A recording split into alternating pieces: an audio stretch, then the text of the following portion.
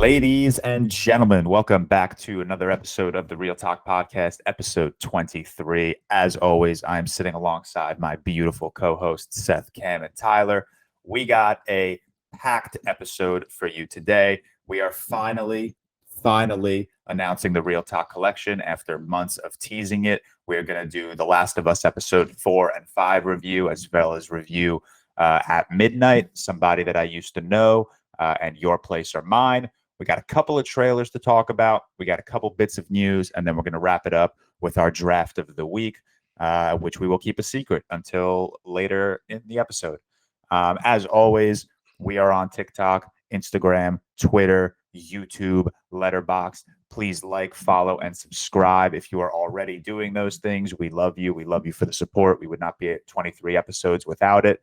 Patreon, our week-on-week growth on Patreon has been incredible. It has exceeded our expectations completely, and we cannot thank everyone that has subscribed to our Patreon. We cannot thank everyone that is active in our Discord.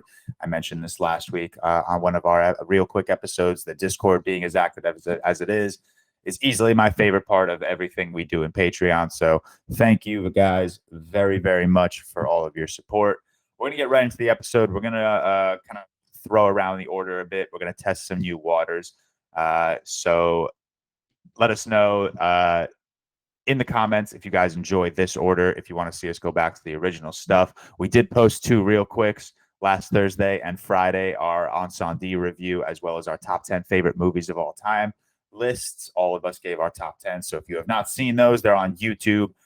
Those are patron selected videos. So if you're a patron, you would have gotten those very early, and if you are not, you got those on Thursday and Friday. So if you missed those, if you haven't seen them, check them out. They're there.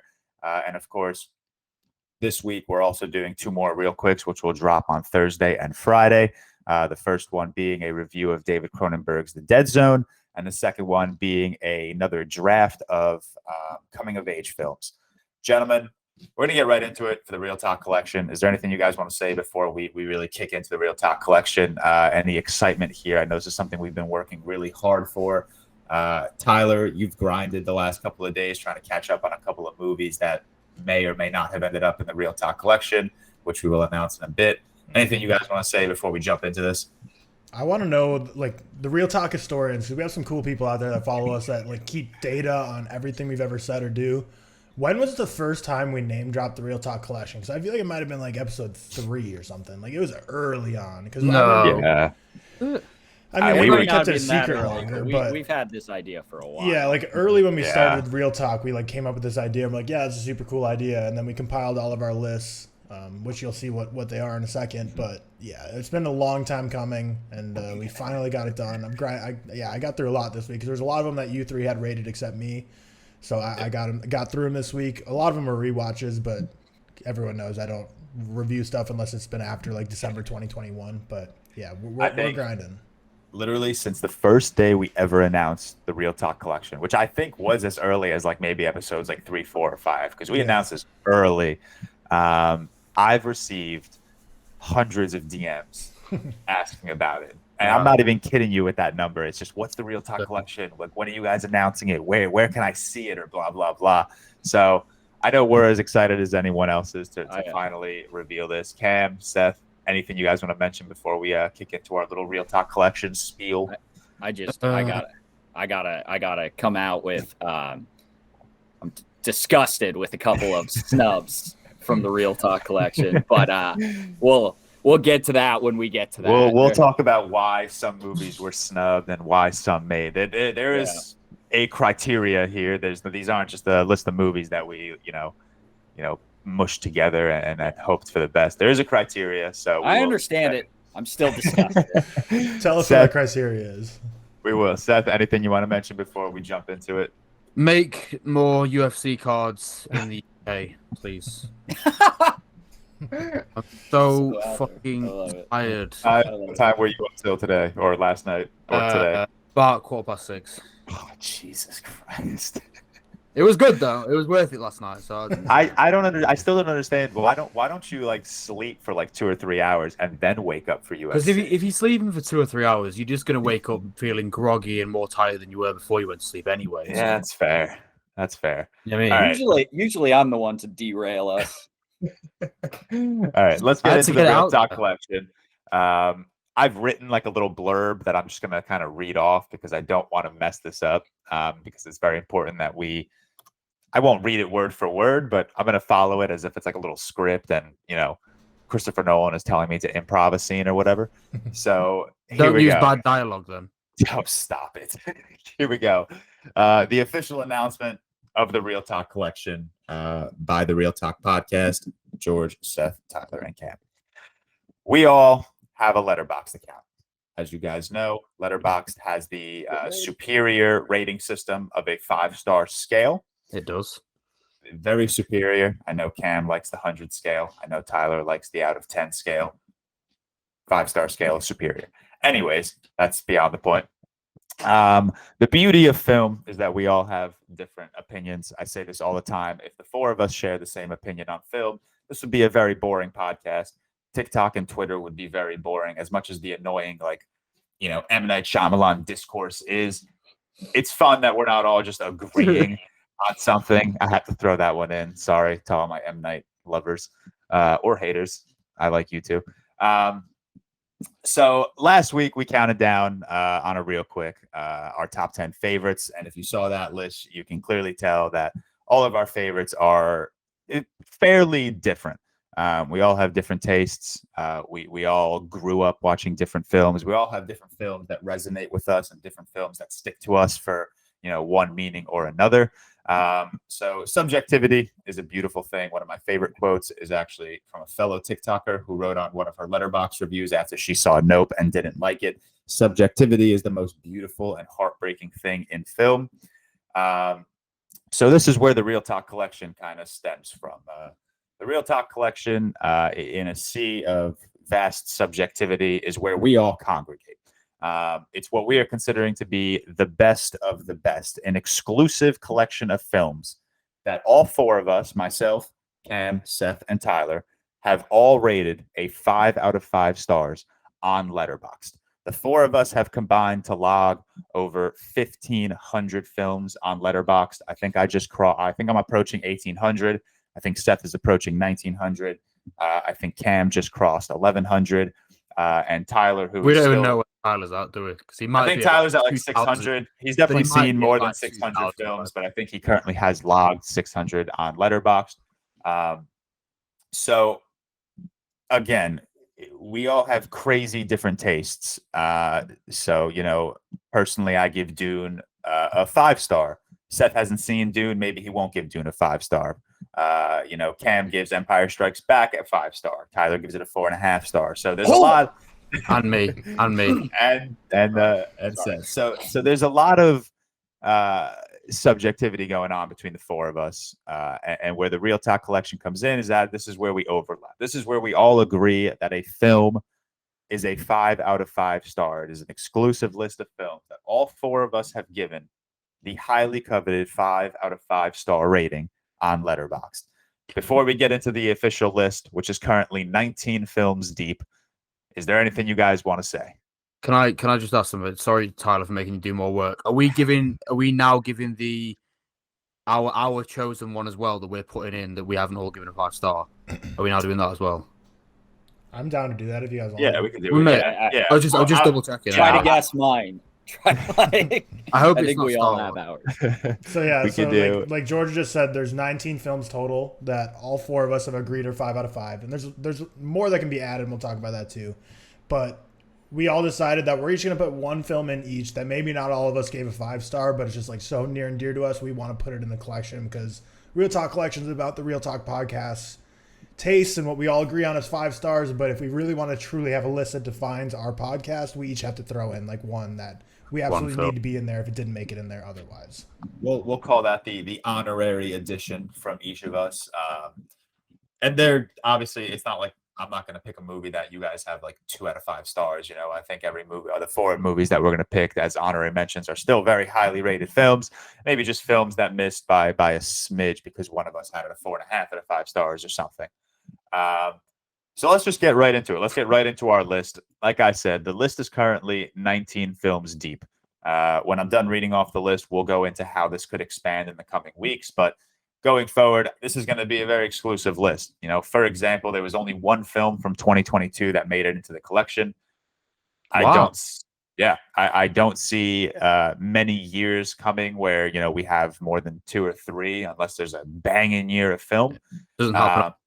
Exactly. It's something that's not going to happen often. That's why it's going to be a very exclusive list. That's why we are, we did a lot of work to get this finalized before we finally revealed it to you guys. So let's go through the list. Like I said, we're currently sitting at 19 films plus the 4 honorary mentions that we are going to add, which will bring us to 23. So going right down the list, not in alphabetical order. This is just the order I put them in. The first film on our collection is 2001: A Space Odyssey, followed by The Shawshank Redemption, Francis Ford Coppola's The Godfather, the only Lord of the Rings film to make this list, The Lord of the Rings: The Return of the King. We have Bong Joon-ho's Best Picture winning Parasite, Damien Chazelle's Whiplash, There Will Be Blood, The Social Network, 12 Angry Men, One Flew Over the Cuckoo's Nest, the only animated film on this list, Spirited Away, Schindler's List, Good Will Hunting, 1917, Old Boy, Memories of Murder, Apocalypse Now, and the most recent addition to the ReelTok collection, After Sun. And that is 18 films. I believe I previously said 19. I fucked up. It is 18 plus the 4 honorary mentions. Gentlemen, any comments on those 18 films currently in our collection?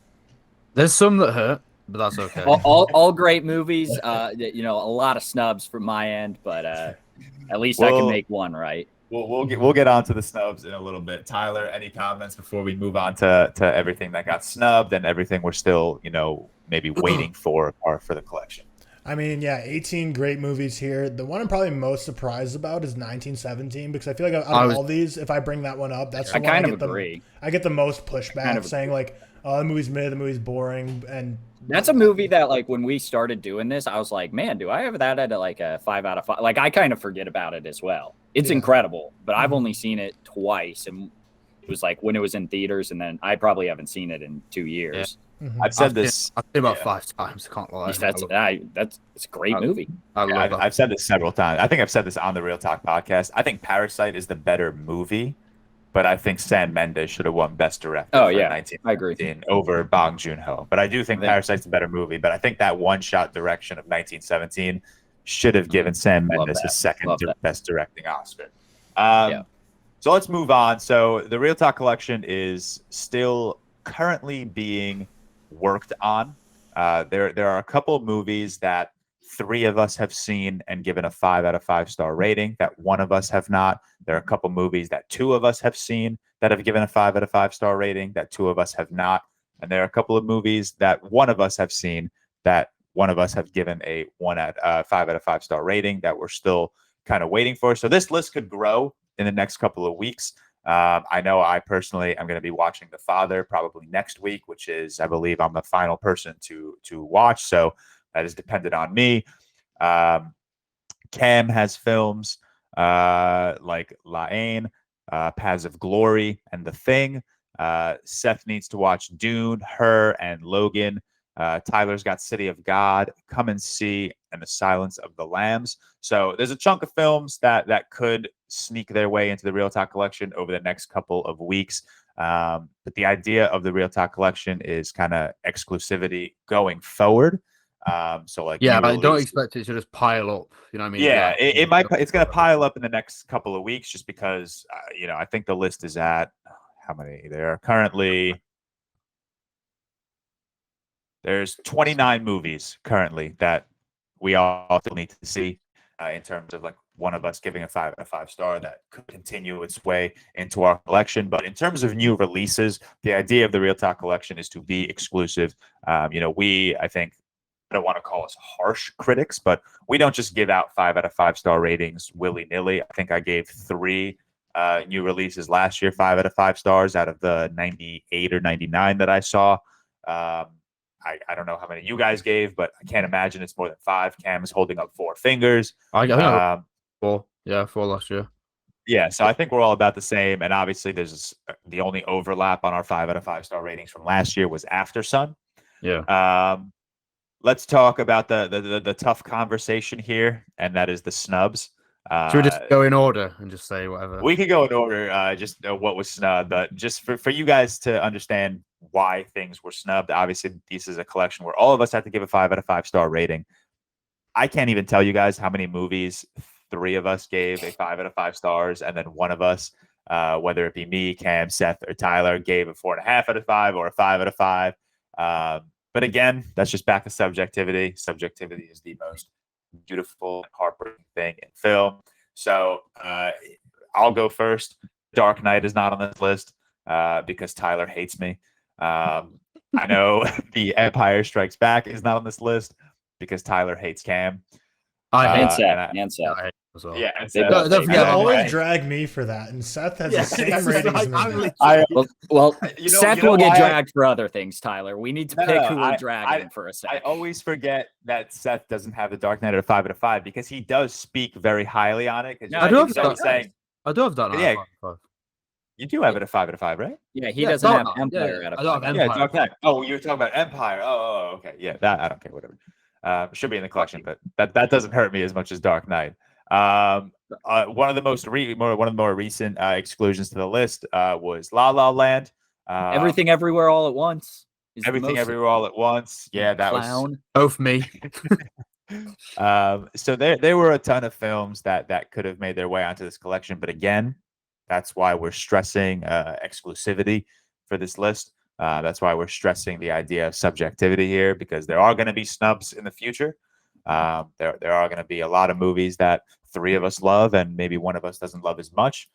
There might be a movie that one of us loves that the 3 of us don't love. Like, I'm looking at the list of 5 out of 5 star ratings that I have that neither of you guys have seen. In the Mood for Love, Inside Llewyn Davis, A Silent Voice.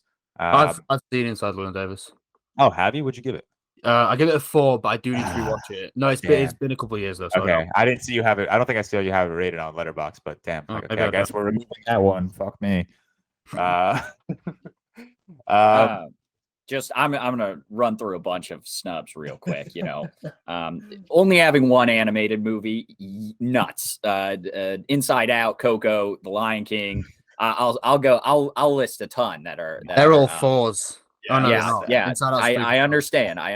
For the weak-minded, they may be 4s, but for maybe not having a comic book movie, I understand. Maybe it's not the perfect genre for everyone, but there should be at least one comic book movie, in my opinion. Still an option with Logan. We'll see what Seth has it as. In my opinion, The Dark Knight has been snubbed. I don't think it will be snubbed for much longer. I think things will be made right in the world at some point. Infinity War, Into the Spider-Verse. That's an animated and a comic book movie. Snubbed. And then when you get into a couple other ones that I believe haven't been watched yet for me, or I'm the only one that's watched them. All the President's Men, great movie. I hope you guys like it. I think I'd like that. To be honest. I don't know how much you know about Watergate. I know the topic. Yeah, I don't know if you give a shit about it. Maybe you will, maybe you won't. But and then my favorite on this list, that's a 5 out of 5 because I'm going to make you guys watch all of them. Mission Impossible Fallout, one of the best action movies of all time. Watch all the movies. They're I understand maybe not loving the Fast and the Furious, but like once you hit the 4th Mission Impossible, like they're truly really great movies. But Fallout is incredible. So I'm excited for you all to maybe get to that one eventually, but that's 5 out of 5. Okay. Seth, this is your job now. Watch them all. You watch movies every day. You can watch but there's so many of them. There's so many movies always. Just watch them. Yeah, but I have to watch an entire series to watch one film. That's the issue. I understand.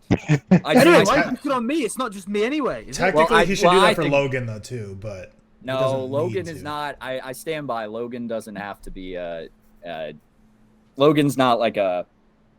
It's like an anthology almost. It's like a legacy sequel. I feel like that's easy to say though after you've seen them all. Whereas like if you just go in blind, you might All right, like, he maybe how many X-Men movies are there? You don't have to watch every X-Men. Yeah, I'm not watching all the fucking X-Men movies. You just maybe have to watch like ones 2 Wolverines. Wolverines. Yeah. Watch the original trilogy. I've seen the OGs. I've seen and the then OGs. and then just watch Days of Future Past and then Logan. God, but First Class is really good too, but it doesn't have. It's good, but it has nothing to do with Logan. All right, yeah. All right, let's move on. Let's all that for me to give it like a 3.5. Like, God, have we all mentioned our snubs at this point?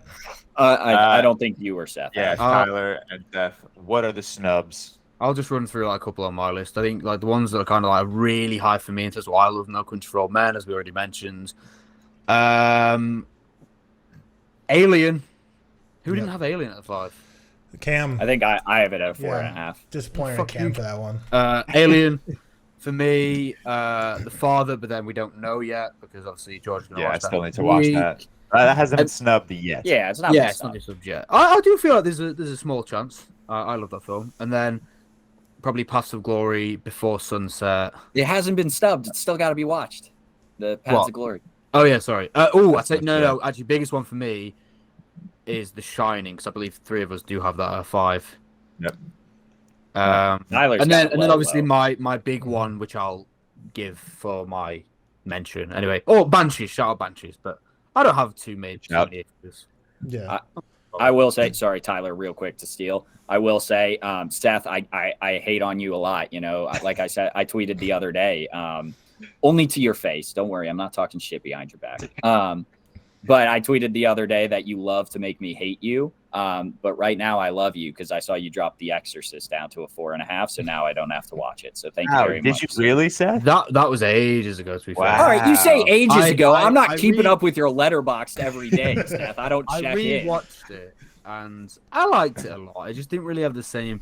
But although, Cam, I really don't think you'd have a major issue with The Exorcist. No, Exorcist is not scary. I don't have to watch it. If I'm being honest, The Exorcist, it's still a 5 out of 5 for me, but it has the same problem that The Thing has for me, where I don't think the practical effects hold up too well. Like the scene in The Exorcist where the girl's head spins around just makes me laugh now. And then the greatest line delivery of all time: "Your father sucks cock in hell," or "Your mother sucks cock in hell." Like, funny. That's kind of funny. Now it's I watch it. You laugh? Yeah, like, it's funny.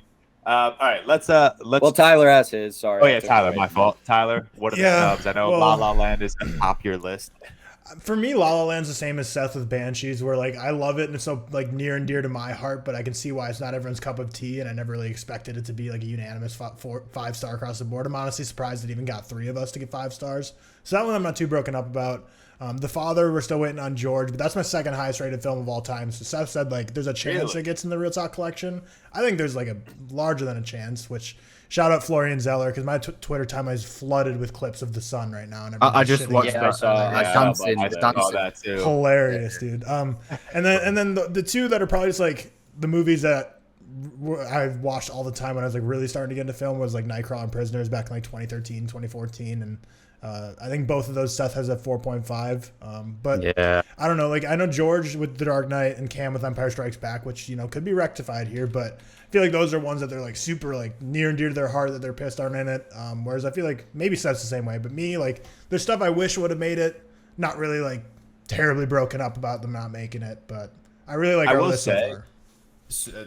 I don't know. Maybe this is a random point, but film TikTok and film Twitter has like made me realize that some of these movies that I love, that I consider 5 out of 5s, are not as like unanimously agreed upon. Like growing up, I always thought people just assume The Dark Knight was one of the greatest films of all time. But like being on film TikTok and film Twitter has made me realize that there's a large chunk of people that do not like The Dark Knight.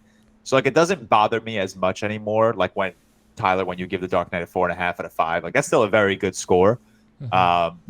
Yeah, I don't know. I think just being on like film social media has made me realize that like a lot of these films that I consider to be the greatest of all time, there are people out there that despise. So obviously The Dark Knight being snubbed hurts, but it doesn't hurt as much as it's kind of like your La La Land thing. Like you could understand why people don't love it, but it happens. With that said, film social media has made me angrier and think people are more stupid now. Yeah, shout out social media. Shout out Seth for the question and answer thing last night. I very much enjoyed reading all of those. except he did not answer my question. He didn't what was answer your mine. My question was, what happens when an unstoppable force meets an immovable object? And I was talking about me and Cam. What's that quote from? The Dark Knight. Yeah. Yeah. Also, you didn't answer mine, and it's why do you love me so much? And that was Just kind do. of. All right, let's wrap up the ReelTok collection. Let's go in a little circle. Let's give our honorary mentions. So, like we said, there are currently 18 films in the ReelTok collection. There are currently sorry, I should have had this on hand. There are currently 7 films that 3 of us have given a 5 out of 5 that one of us still needs to watch. There are currently 6 films that 2 of us have given a 5 out of 5 that 2 of us still need to watch. And then there are currently 16 films that one of us has given a 5 out of 5 that the other 3 need to watch. So let's go in order. We'll go just alphabetically. Cam, George, Seth, and Tyler. And also Cam and George going first, because I think it's very obvious what movies we are going to be picking as our honorary mentions. Cam, Is it not obvious for everyone? I mean, I would have gotten a fun one in here. I'm pissed off that I have to use my spot on what should already be in here, but Empire Strikes Back's getting in the ReelTok collection. I'm lost on how it's not, but we digress and move on. We digress and move on. We digress and move on. I fear the ReelTok collection is going to make us get hostile towards one another in the future. It's okay. Which I cannot wait for personally. My ReelTok edition is obviously The Dark Knight, my favorite movie of all time, what I consider to be the greatest comic book movie of all time. It was so close to being in the collection, so I'm not upset. It's not like one of you guys gave it a 2 out of 5. So that is my edition. Seth, I think I know what you're about to add. Barry Lyndon. Yeah, you're right. Oh. Barry Lyndon, I know only Tyler's seen it. I think he gave it a 4.5, but considering that's my second favorite film, it kind of has to be my pick, to be honest, because obviously I could go another Lord of the Rings, but Return of the King is already on there, so I'll just take that and run with it. So I'll go Barry Lyndon for mine. Yep. All right, and Tyler, I also think I know what you're going for. Please be what I want it to be. It could be one of 2 movies. Please, I think one of 3. Yeah, I have one that I wanted. I'm only thinking of 2 that I could have possibly added, but to keep to keep this list sacred, I figure I'm going to go for the one that we have more average rated higher. George still hasn't seen it, but I'm going to go with About Time. Because Seth, not only does Seth give it a 5-star, but Seth gives it a high 5-star. Because Seth, I think you've given 65 stars, something like that. But I think About Time is 69 exactly, because he made the joke. It's 70 now. I put one up the other day. Ah, you idiot. I know. I was about to say nice. Damn it. Yeah. But yeah, I think About Time. I know you talked about this last week, but I can't remember. It might be in the upper half of your 5 stars, maybe the middle to upper high half. 80s. I think it was high 80s. I'm not sure. Pretty sure it was. Wait, hold on. If you've had 69, what number is it ranked About Time for you? Out of your 5 stars, do you know what number in your favorite films, the greatest films of all time list? Wait, who are you talking to here? You. Oh, I thought you were asking Cam. No. I think it's 40s, in the 40s, low 40s. I think 42. So it wasn't really on a razor's edge for you to be in your 5-star collection. And then Cam, I think you gave it an 88 out of 100, I believe. But which is a 4.5 out of 5. Whereas La La Land, Seth gave it a 4. So even though that 3 of us gave it a 5, I really would love to see La La Land in. I feel like Damien Chazelle's already represented here, and I feel like About Time's a little more of a, I'd say it's more of a niche pick. I feel like it's a pick that when I recommend it on TikTok, a lot of people are like, oh, thank you, I watched it, haven't seen it before. But so About Time's what I'm adding. But sorry to see no La La Land. I'll take it. It's unfortunate. All right. We will wrap up our ReelTok collection there.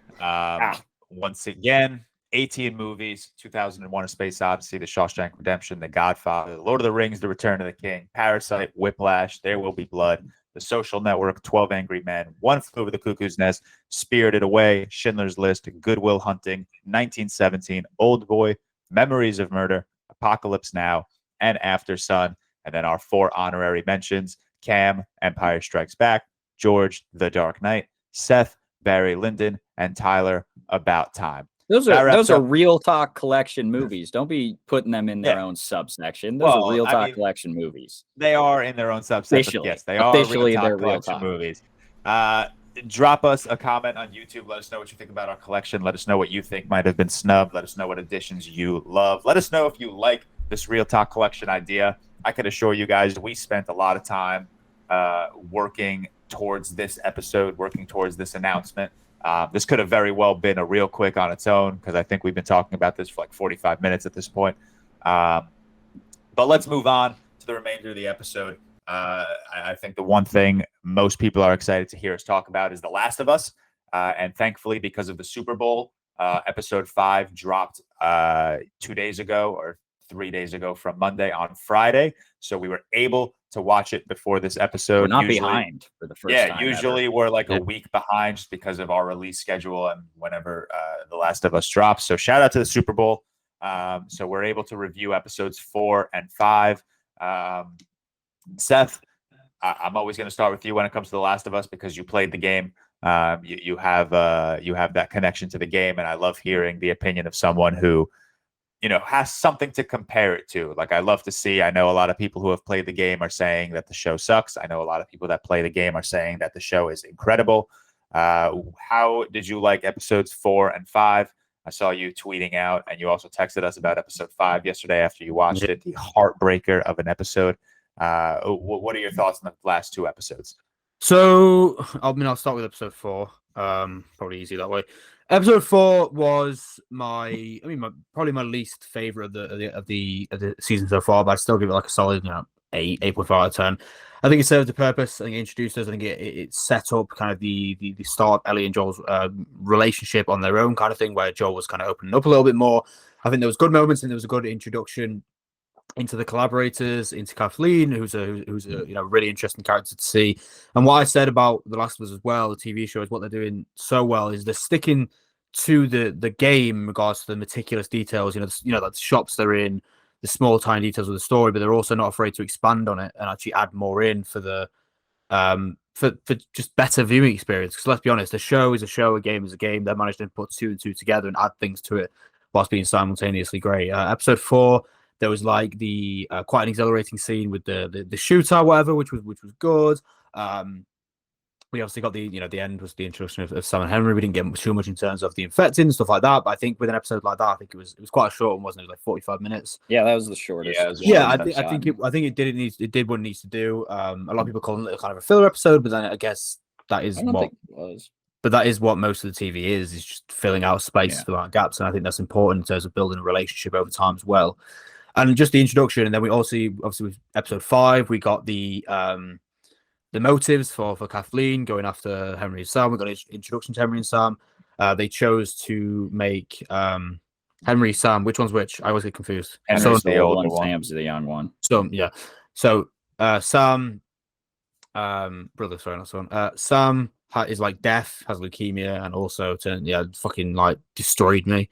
There was a lot that was expanded on that in the game. So in the game, he's not deaf, for example. Did you sorry to cut you off. Did you guys so at the end of the episode there's like a 5-10 minute little behind the scenes snippet? Did you guys watch that at all? No, I don't. It's pretty interesting. They were just talking about it, like the director and probably showrunners. I don't know exactly who, I can't remember, but they were like, one person was just like, what if we just made Sam deaf? And then that's another connect. But the real point was, it was like another connection between him and Henry is that like they've grown to communicate in this way that like, they learned ASL in order to communicate and things like that. So it was like just another way to communicate, but it was like, why? Well, let's just break their heart even more. Yeah. Let's make Sam deaf. Add some leukemia in there as well. Yeah, exactly. I didn't know if that was a part of the game. They didn't. I don't think. I'm pretty sure it wasn't, if I'm honest. Okay. But yeah, episode 5, we obviously had the moment with Ellie and Sam as well, which were really nice when they were kind of bonding, which is in the game. A lot of it was. We did miss a few parts when they're kind of when they go down into the building and they go down, whatever. There's a few zombie encounters there which we kind of missed out, but then again, I think the fucking bloater scene in this one was so good. I got so excited when they all come running out, and that is exactly how it is in the game as well. And you kind of hear the music switch up. He looks over, and then this fucking huge bloater comes out, starts like throwing people around. It was so exciting. And then the ending was fantastic. Like, I think the biggest credit I can give to this show is I know exactly what's going to happen every time. They don't whilst I said they aren't scared to stray away from the story for the better, they're still sticking to what the story is built on, which is relationships, just connection, especially with, in an hour episode, I think it was, maybe like 55 minutes, we had a connection to these characters, Sam and Henry, already, which is an accomplishment in itself. And then even though I knew watching it what was going to fucking happen, it still managed to just break me at the end, and just destroy me. And I think it's just, I think that was my episode 5 was my favorite yet. I think it was just a phenomenal episode of television, and that me saying it's my favorite yet doesn't really mean much anyway, because I think they've all been really good. I'm really just impressed with it all. But yeah, I think episode 5 my favorite episode yet. It had some of my best moments. It had some phenomenal character building, relationship building, and like I say, it's just been a really, really good gaming adaptation so far that I think majority of people are really impressed with, and I do believe that's sitting at like a 9.7 episode on IMDb. Yeah, however, we don't know what episode 3 would be realistically without the people just being like, it would be a 9.9 with you'd expect so, wouldn't you? That's everyone calling episode 4 a filler. I think they're forgetting, and correct me if I'm wrong, Seth, obviously, because you played the game, but this isn't The Walking Dead where this zombie outbreak and they're dealing with it like immediately. This is 20 years after this shit came out, so they've learned to how to avoid these zombies. Like, I think the whole point of it is just how good humans have been accustomed to avoiding zombies. So that's why I don't like freak out when we go a couple episodes without seeing one. But also, as much as a lot of people are calling episode 4 a filler episode, there are some incredible character moments between Joel and Ellie in that episode that I think should not be overlooked, because that is such a fine detail in character development. The fact that at the beginning of the episode, and we're going to talk minor spoilers, I guess. So if you haven't seen the episodes, just maybe skip ahead like 10, 15 minutes. Spoilers. Go full spoilers. Yeah, we'll go full spoilers. There's a lot to talk about. But episode 4, Ellie basically, at the beginning of episode 4, Ellie basically asks Joel, "What am I?" And he says, "Your cargo." And then middle of the episode, when they're in that little shootout thing, they have this really nice moment of like Joel trying to reassure Ellie, "You're going to be okay. You're not going to get hit. Do as I say and you'll be fine." And at the end of the episode, they're sharing a really heartfelt laugh on the greatest dad joke I've ever heard. So it's little like fine character development details like that I think shouldn't get overlooked. And I think a lot of people are. And I think the biggest reason for disappointment is people are just expecting every episode to be like an episode 5, like the end of episode 5. So I really enjoyed episode 4. It is on my ranking of all 5 episodes, it is last, but that's absolutely not a knock considering how much I'm loving this show. And then episode 5 was absolutely twisted. They didn't need to do that to me. Fuck that show. I actually went home for the weekend, so I watched it with my mom and dad, and me and my mom were just sitting there basically crying at the ending. Obviously neither of us have played the game, so we didn't see it coming. But even before that scene where the truck falls into the sinkhole and the camera like slowly moves closer to it. Good. They all pile out. That was incredible. I tweeted that episode kind of reminded me of Game of Thrones Hard Home. The scene, it's when they first encounter the Night King on like that, when they go and see the season 5. No, you stopped at 4, didn't you, Seth? No, I did see season 4. Oh wait, I think I do. Yeah, I remember. It was when and then all of the walkers, the White Walkers, just come out. It's the meme you always see where like they're leaving and then the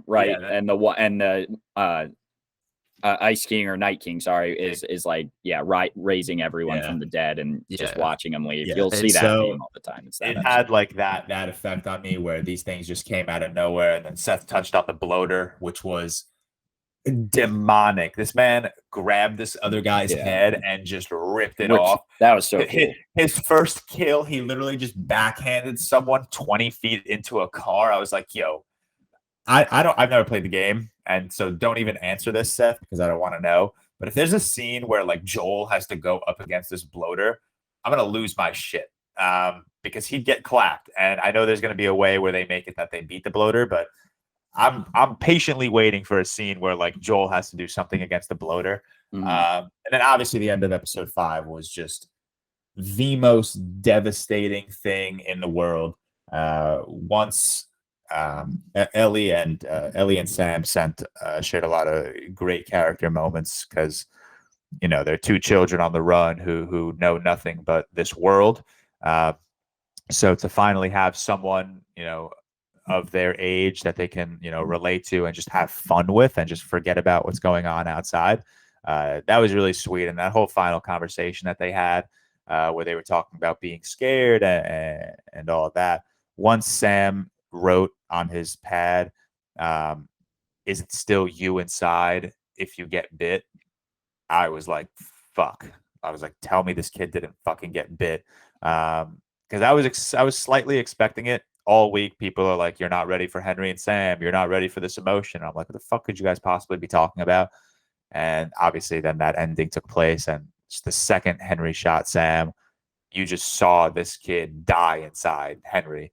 And I didn't expect him to kill himself. So that took me by surprise, and that really hurt. I cried. Fuck this show. If you weren't like a TikTok or whatever, and you hadn't had people say, "Oh, this is going to be really sad," whatever. Because when I was watching with Anna, she thought they'd be like mainstay characters. Would you have thought that? I thought the same about Bill and Frank. Yeah. I've said in my TikTok review, like this show does such a good job at building up side characters pretty much for one episode. It took them 45 minutes to make me fall in love with these two characters, both Henry and Sam and Bill and Frank, and then they just rip them from you. But also, Seth, correct me if I'm wrong, but a lot of people said that Bill did have more of a role in the game. Yeah, apparently he did. There was like a school or a supermarket scene. There was a school bloater scene where they go up against like a group of zombies in bloater. That was one of the main issues people had with season 3. That wasn't there, kind of thing. Yeah, Frank was. Okay, yeah. All right. Cam, any closing remarks before we wrap this up? You guys you touched on it all, so I don't need to go into it. Episode 4 is my least favorite, but like we said, it's like an 8.5 out of 10 or something like that. It's incredible. Episode 5 is now my favorite. And it's for the reasons you both all said. It's got great action as well as great character moments, and I think this show really understands that, hey, we're going to get a whole season with Ellie and Joel. So each individual episode is going to have them, but it will also have other characters who you're going to care about even fucking more. And then we're going to rip your heart out. I said this is, in my review of it, I said this each episode is a season of Stranger Things, where they give you a side character, they make you care about them, they kill them. But this does like so much better of a job at making you care about these characters in the 45 minutes versus a season of Stranger Things. Just because of the writing is so sharp, and it gives you those moments between Ellie and Sam, about being like Ellie said, being scared like she's going to be left alone. And then Sam, obviously, being scared that he's not going to be him if he's, a zombie. And fucking hell, man. I told Emma after this episode, I was like, all right, so now I'm just going to spend the rest of my life never being attached to Bailey. And then just in case there's ever a zombie apocalypse, because if I had to kill Bailey, and I've only known my son for 6 months, I understand it's a brother thing in this show, but it is like that father-son bond. If I had to shoot Bailey, I'd probably shoot myself. Like, I'm just being. Why are you thinking of that? Jesus Christ, dude! That's such a dark thing. I mean, have kids, man. Have a kid. It'll break your heart, man. If you had, you've just. I'm being honest with you. I'm being honest with you. I said that in my review. Yeah, I'd probably shoot myself if I had to kill my son. Dude, you watched it on screen. How am I the bad guy here? I'm just being honest with you. Have a kid. It fucking hurts, man. And, I believe you. I just didn't. And this episode just absolutely broke me, and I was very sad afterwards. And I'm not saying like you wouldn't be sad if you don't have a kid. I'm just saying like this destroyed me. That's really all I have to say. I'm not going to touch on everything you guys mentioned, but. On your note, what you said, it's a fucking good show, man. The most impressive thing is in every episode, it is like there's so much that happens. In the last episode, it was what, like 57 minutes, and how much happened in that 57 minutes? And the fact that it doesn't come across as like bloated or bloater, you get it? That was funny.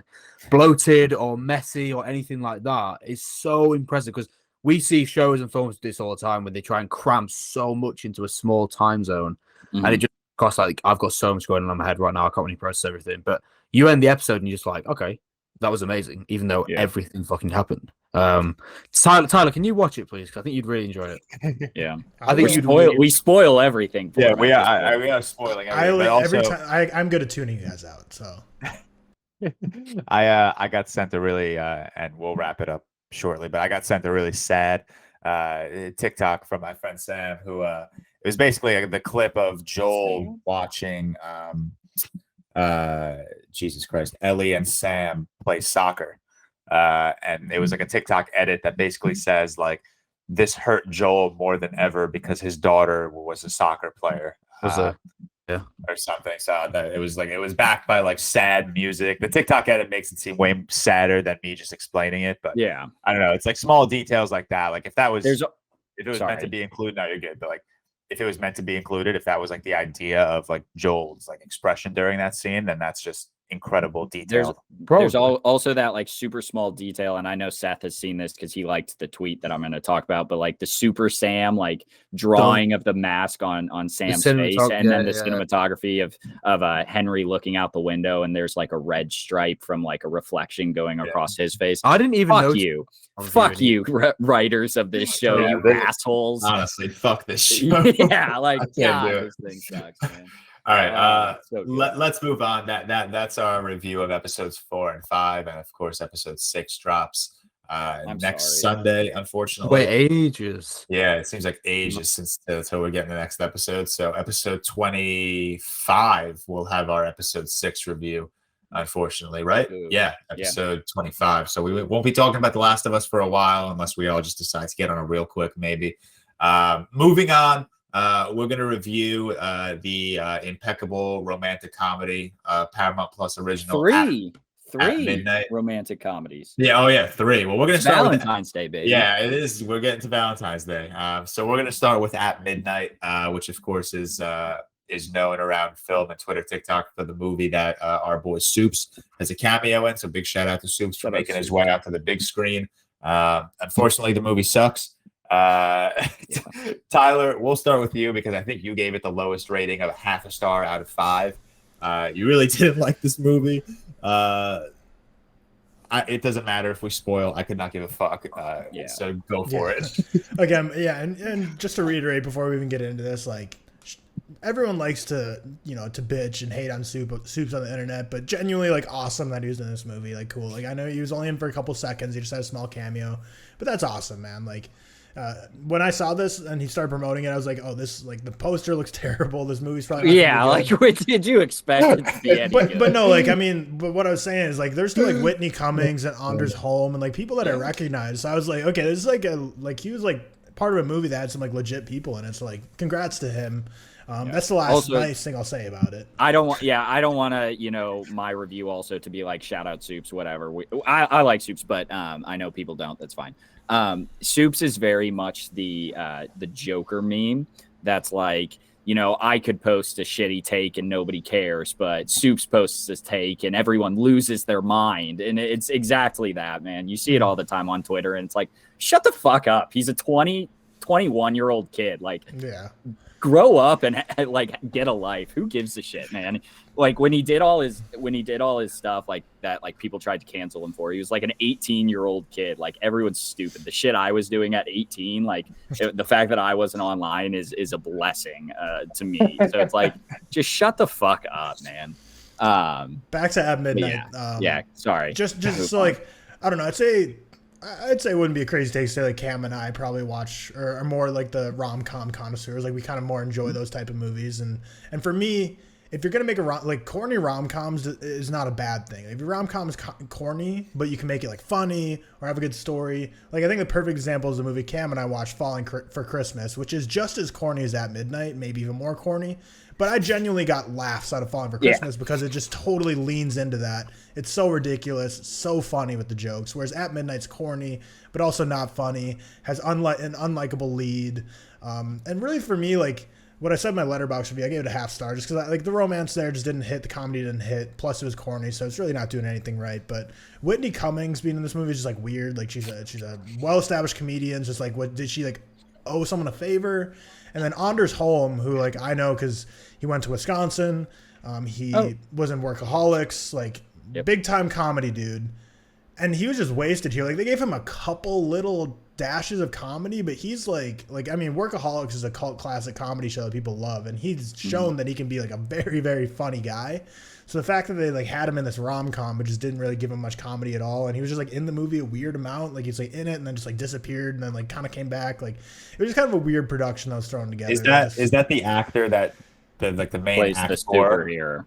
Yeah, the one that plays the superhero. That like she's supposed to fake the romance with, but like so I feel like with him and Whitney Cummings are the only two that I recognize in this, and the fact that they were in it so randomly just felt to me like they were just like signed to some production studio that was also attached to this. So like their contract said like, hey, like there's this movie, like we need you to go be in it for a bit. And I don't know, like I said, there's nothing much to go into here, but for me, a rom-com has to either be super corny, good romance, or funny, like one of the three, and it just didn't do any of the three well. So for me, it was a half star.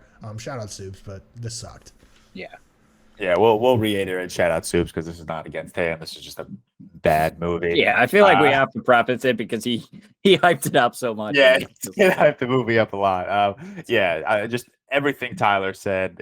There's no need for me to even talk, but it's almost as if they had a checklist of every single romantic comedy cliche, and they just made sure they clicked every single one. And one thing that Tyler, you actually mentioned in your letterbox review that I completely agree with is this was such an unbelievable romance that it just like completely checked me out. If in any world,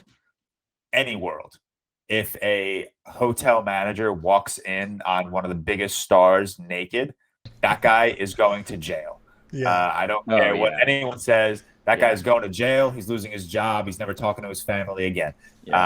So it was just such an unbelievable romance. And then I also feel like, and this is such a stupid criticism for a Paramount Plus original rom-com, but it was rushed so quickly. The scene where he sees her, or he almost sees her naked, not even 10 minutes later are they like sharing their first kiss on the dance floor. And that just like, it was just is this actress so down bad after being cheated on that she's just going to pick up the first dude that sees her naked? I don't know. It was just such a poor attempt at a romantic comedy, but you know, I didn't expect anything going into a Paramount Plus original film.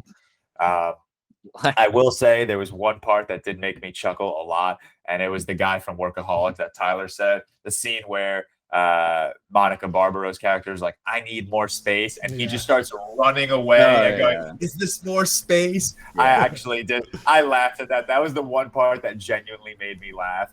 I thought that was really fucking funny. But other than that, shitty movie. Yeah, like I said, The Last of Us, I'm not going to just keep harping on everything you guys said, but I will say this week we were like, yeah, let's reveal the ReelTok collection. We don't have any things to talk about. And then we have like 5 reviews this week, whatever. But Monica Barbaro, I really liked her in this actually. And I really like her in general. I've only seen her in this and she's Phoenix in Top Gun Maverick, which she's good in her small role. I'm glad she's getting roles. I think she was good in this. But I really fucking hate Diego Boneta is his name. God, he sucked in this thing, and I think he was terrible, and I don't think he was like very charming, and all the line delivery was super awkward, and just I really didn't like him in this. And then I looked up his filmography because I didn't know if he was in anything, and he's in apparently Father of the Bride, which is a movie I started and didn't finish from last year. It's on like HBO Max or something. I watched like the first 14 minutes, and it's pretty tough to make me not continue a movie, but that felt like the just most boring movie ever. So those are my two like takes from this. Is that like I really liked one main actress and really hated the other main actor. I gave this movie an 18 out of 100. It's like a 1 out of 5 stars. I don't know. Everything you guys said. The last Paramount Plus original movie I watched was Infinite, and that thing was piss, but a little bit better than this, I guess. The one reason I love your 100-point scale is because an 18 out of 100 sounds so much worse than like a 1 out of 5. Yeah. Like, that is such a one last like thing to touch on for this movie. So just like for people, because like I mean I don't recommend people watch this, but just for how unbelievable this romance is. So the girl in the romance is like a star of like a superhero universe of films, and like Supes' cameo is just him like reviewing or talking about like the he's Supes. He's literally like, Supes. He's him. But he is. I'm him. shocked they didn't just give him his YouTube. Yeah, but like so the romance basically like she's like the star of like a cinematic universe of superheroes that's like well known, popular. She's basically like Scarlett Johansson. No, so like she's Scarlett Johansson. Because she's like the star of not just a movie, but a cinematic universe of superheroes. And then like a hotel lobby boy like goes in her room to change out her towels. And that's how the romance starts. So like Scarlett Johansson and a hotel lobby boy. And then the funniest part about this is that he takes her home to his family. And he's like, nah, she's just a friend. And like acting like she's not important. Where it's like a random ass hotel towel changing boy brings home Scarlett Johansson. And he's like telling his family, he's like, no, like...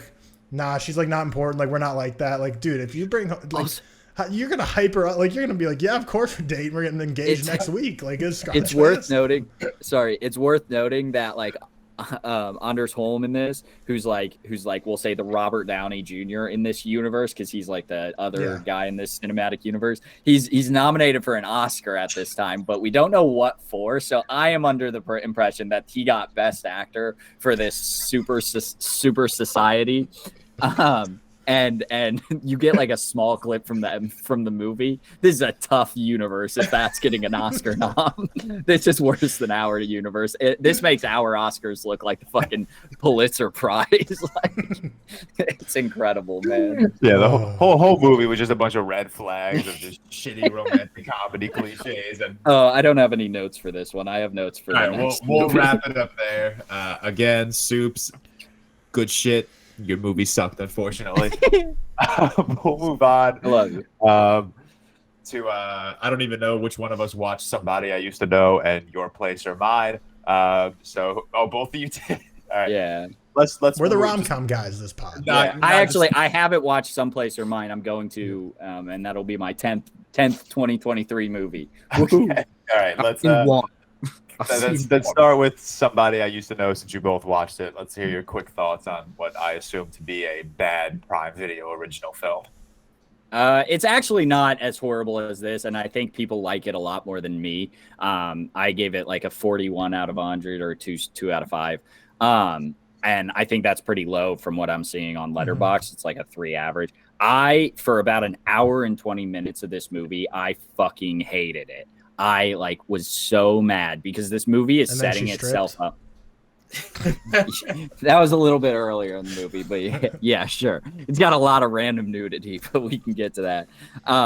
God, for the first hour and a half, it's setting itself up to be this, like, these two women are like wanting to pursue something so much more, but they're stuck at home because this deadbeat guy like refuses to leave his family. And I'll figure out his name. I already forget it, but whatever. He refuses to leave his family. So Jay Ellis is Sean. And that's like, so he wanted Allison Brie to stay home with him, and they were in a relationship. She went off to LA to do her own show, which good. You're a fucking documentary star. Fuck this guy. God. And then Kiersey Clemens, who plays Cassidy, who's his new girl, is like a punk rock star. We'll get to that. Is a punk rock star who wants to go tour, but no, she's going to stay at home for this guy to be a stay-at-home mom. And I'm so tired. And as like a married guy, and again, like this isn't anything against people who aren't married. It's so fucking annoying to watch these movies that like just make the guy be like, hey, this is my end game, is marrying this guy. Fuck that guy. He's a bum living in with his parents still. And he works for his dad's company, and it pissed me off so much. And then the last hour actually subverts that, or last 20 minutes subverts that, and like the guy ends up being like, hey, I suck and I want to go touring. And he doesn't end up getting back with Alison Brie, which again, I would have. This movie was tracking to be a half star for me, like a 4 out of 100 probably, because of how much I hated it and hated that like just basic ass cliche where the guy is the savior or whatever. But it subverts it. He ends up with Cassidy, who's the girl he's engaged to at the time. And they go on tour with their punk rock band. And then, again, like I said, we'll get to that because I have notes on that. But I want Tyler. Yeah, you'll love it.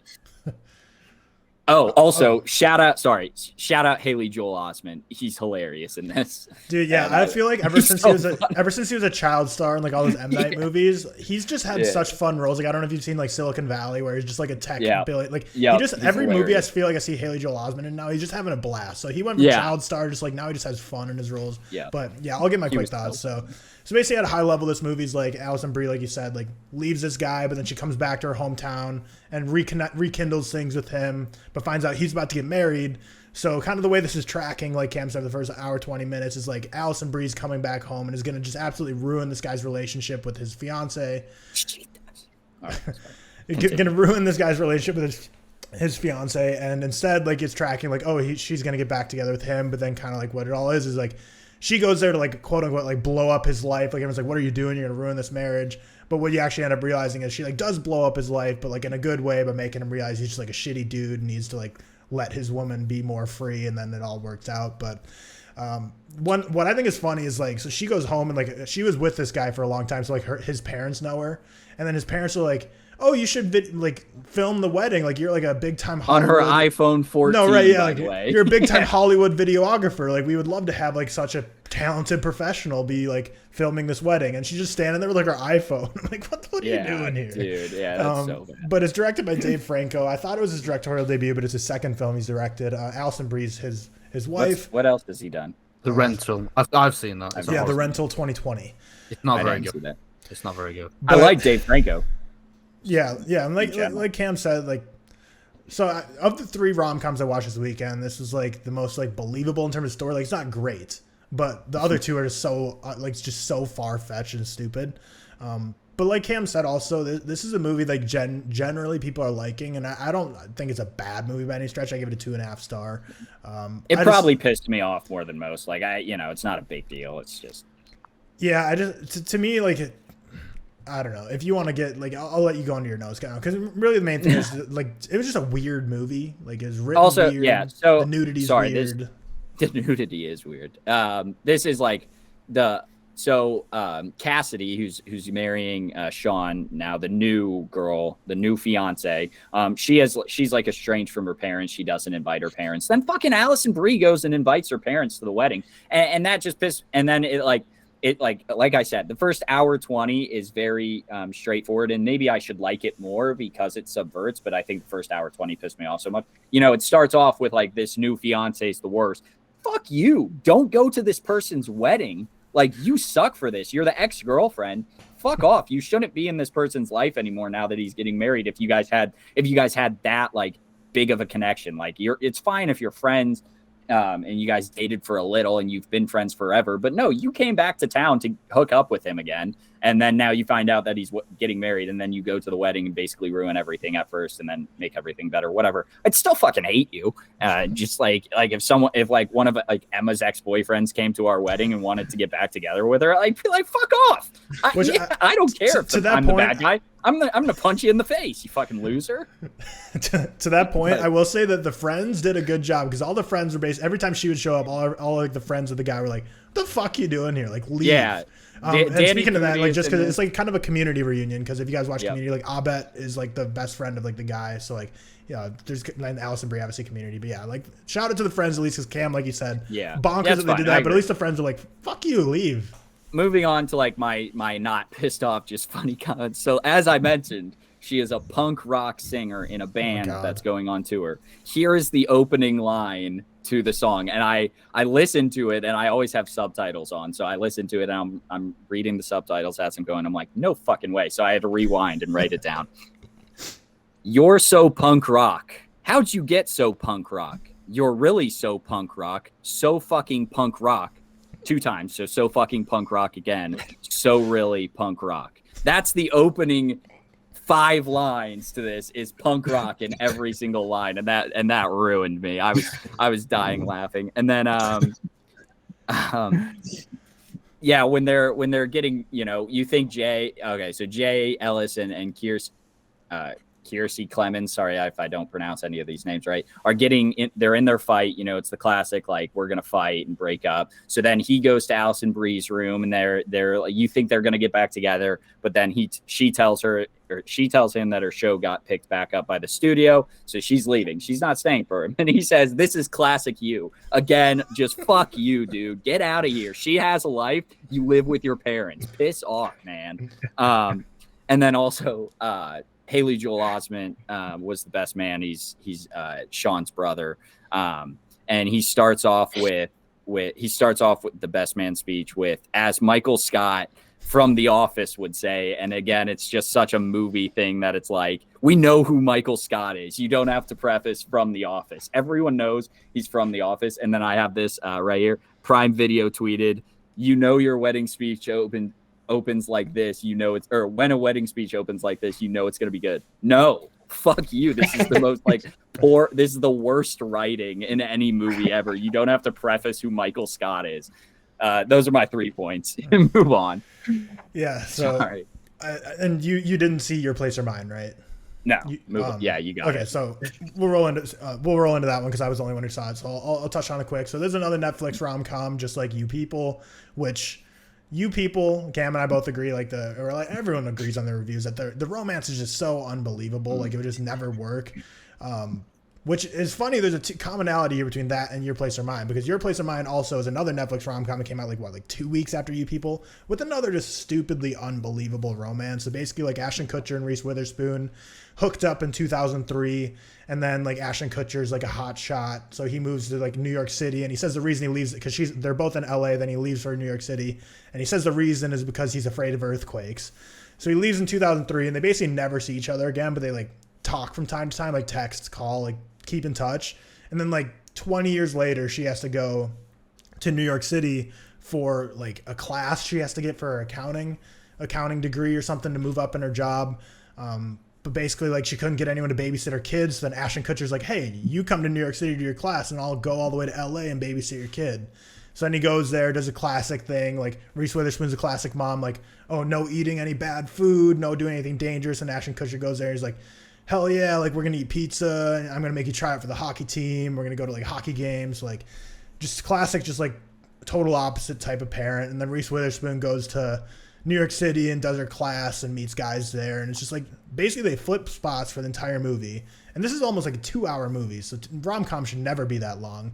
But the fact that this is a 2-hour movie and an hour 45 of it is them not even in the same, they're literally on the different coasts of America.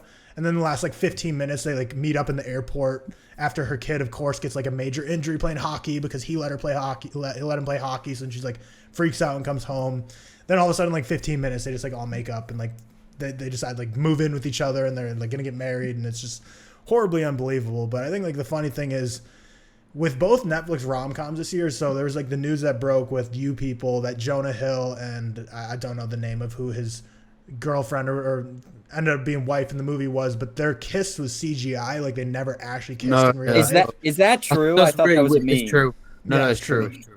So they never actually kissed. Far From Home meme, which is the funniest thing, because everyone before that news came out was this is the most unbelievable romance that could never happen, and then just all devil's advocates would be silenced when they're yeah, they actually never even kissed on set. They CGI'd that.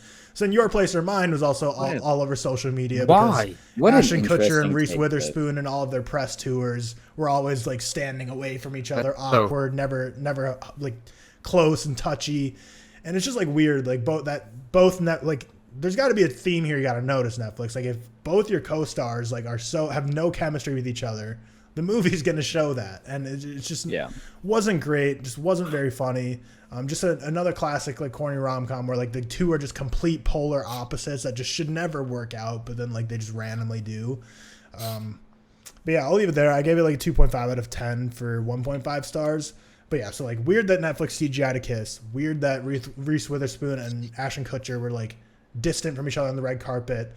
And then I know you weren't planning on it. If you wanted to touch on You real quick, but it just fits into my thing here is for you also like we're late. You's fine. Yeah. Okay. Move on. But I was just saying, like, you for Penn doesn't like it. Badgley says he's not going to do any like sex scenes anymore because he's respectful to his like woman. So like a lot of weird things going on. A lot of people are pissed off about those things, and yeah, it's just weird. And I don't know. A lot of people are pissed about the Penn Badgley. All those people sit at home and jerk off all night. They don't have a real relationship. Shut up, people. No, it's like actually like Hollywood people are saying like men like this is so stupid these days. Like it's not. But I mean the thing is that's why all you Hollywood people are getting divorces. Machine Gun Kelly and Megan Fox are getting a divorce right now. Or yeah, that was crazy. There's reason for it. Maybe Penn Badgley doesn't want that. I just think it's weird how he won't like have sex on like fake having sex, but he's like fine just murdering people. Like that's okay. Not the same. I think when you have sex, sorry, we don't have true. To Killing people's worse than sex. No, I'm not arguing with that, but like he's not actually killing people. First off, so like he's not actually having sex. No, but you actually like kiss and you actually like show passion and stuff like that. Yeah, but he's not. I wouldn't want to watch. I don't think Emma would want to watch me do that, and I wouldn't really want to watch like her do that. Don't be an actor in romances then. I think he got in this role and then got married, so now he's like, hey, maybe I shouldn't be like doing this. You shouldn't have signed up to be an actor then. Oh, you fucking loser. We're all tie this up. Is that in your place or mine? Ashton Kutcher and Reese Witherspoon kiss in the movie, like a long, passionate kiss. So if you're gonna sign up for a movie to do that, maybe have an arm around a girl in a red it's carpet. A bad thing. I'm just saying, like, you don't always have to. I think it's good on him to maybe be like, hey, I don't really want to. I also don't think a sex scene really adds anything to the show. Like, if we're being honest. I don't know. Season like, I would have liked a sex scene to spice it up in that season. I didn't really enjoy it. So all right, we are going on a rant. So let's move on. Well, to be fair, we were going to originally give my thoughts on you anyway. So. No, were we? Originally, yeah. We didn't have it in the rundown, but I didn't have it rundown. It's all right. We'll talk about that another time. We got 2 trailers: Fast X, which I don't give a fuck about, and Air, which I kind of don't give a fuck about. Air being the Ben Affleck, Matt Damon story of Nike and Michael Jordan. Any thoughts on either of these trailers? I think Air looks great. Yeah. What are we talking about? We don't care about Air. I'm really excited. I thought Air looked as corny and cheesy as possible. I don't know what looked. I don't know. I think it looks like a Wolf of Wall Street, but probably better. I don't know. Like you really like Wolf of Wall Street. I enjoy Wolf of Wall Street too. But what do you have Wolf of Wall Street rated? Like an 85 or 86 or something like that. It's a 5 out of 5. I don't have anything to say about the trailer for Air. Fast X. I'm just saying, Ben Affleck, very good director, doesn't get enough recognition. Also, Phil Knight, Sonny, whatever his name is, the Michael Jordan story. It looks interesting. I don't know how you can say you don't really care about it. At least it's an original idea. I don't care about the story. The trailer just didn't do anything for me. It just that's fine. Looked like a very cheesy. Fast X. People writing you off. You do your thing. As they should. People should be writing off Fast X. Man, give us just fun bullshit now. Turn off your brain for an hour. We got a couple of bits of news. Nothing too taxing. The biggest one being Disney announcing 4 projects that are in the works: Zootopia 2, Toy Story 5, Frozen 3, and Inside Out 2. Toy Story 5 is the one that really stands out the most because the original trilogy on its own stood as one of the greatest trilogies of all time, and now I just think they're kind of just inflating it for cash. I'm sure it's going to be good. I think Toy Story 4 is still a very good movie. I just don't think there was a need for it, but as we've always said, there's no need for any movie. Inside Out 2, I could personally do without. I love Inside Out. We knew about Inside Out 2, man. Did we? They just announced it. No, they did not just announce it. They announced it. We talked about it on our very first episode. It's about like her growing up, and they said they're gonna like mention periods. We've talked about it. Oh yeah. We talked about it in our very first. Why did they just?